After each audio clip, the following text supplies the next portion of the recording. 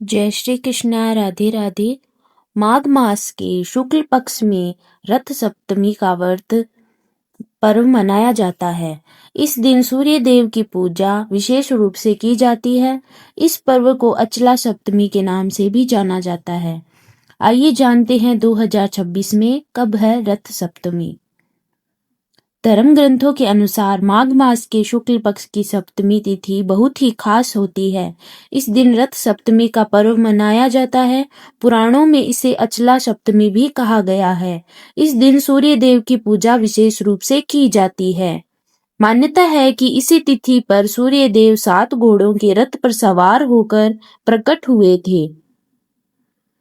आइए जानते हैं कब है इसका शुभ मुहूर्त।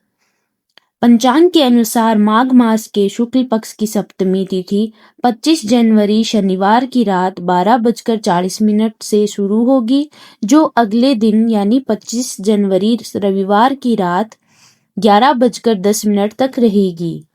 इस दिन सिद्ध साध्य वर्धमान आनंद और सर्वार्थ सिद्धि नाम के 5 शुभ योग दिन भर रहेंगे, जिसके चलते इस पर्व का महत्व और भी बढ़ गया है। आइए जानते हैं इसका शुभ मुहूर्त। सुबह 8:34 से 9:56 तक और सुबह 9:56 से 11:17 तक, दोपहर 12:17 से 1 बजे तक, दोपहर 2 बजे से 3:22 तक। माघ शुक्ल सप्तमी से संबंधित कथा का उल्लेख पौराणिक ग्रंथों में मिलता है। रथ की पौराणिक व्रत कथा के अनुसार भगवान श्री कृष्ण के पुत्र सांब को अपने शारीरिक बल पर बहुत अभिमान हो गया था। एक बार दुर्वासा ऋषि भगवान श्री कृष्ण से मिलने आए। वे बहुत अधिक दिनों तक तप करके आए थे और इस कारण उनका शरीर बहुत दुर्बल हो गया था। सांब उनकी दुर्बलता को देखकर जोर जोर से हंसने लगा और अपने अभिमान के चलते उनका अपमान कर दिया। तब दुर्वासा ऋषि अत्यधिक क्रोधित हो गए और सांब की धृष्टता को देखकर उसे कुष्ठ होने का श्राप दे दिया।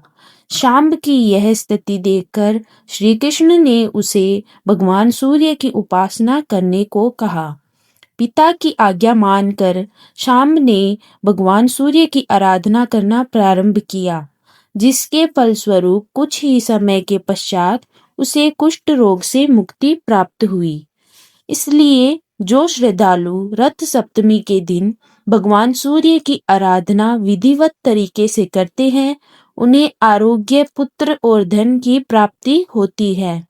शास्त्रों में सूर्य को आरोग्यदायक कहा गया है तथा सूर्य की उपासना से रोग मुक्ति का मार्ग भी बताया गया है। धार्मिक ग्रंथों के अनुसार यदि विधि विधान से यह व्रत किया जाए तो संपूर्ण माघ मास के स्नान का पुण्य प्राप्त होता है। इस व्रत को करने से शरीर की कमजोरी, हड्डियों की कमजोरी, जोड़ों का दर्द आदि रोगों से मुक्ति मिलती है।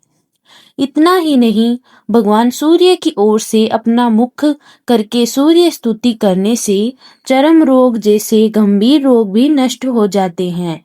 बोलो सूर्य देवता भगवान की जय हो।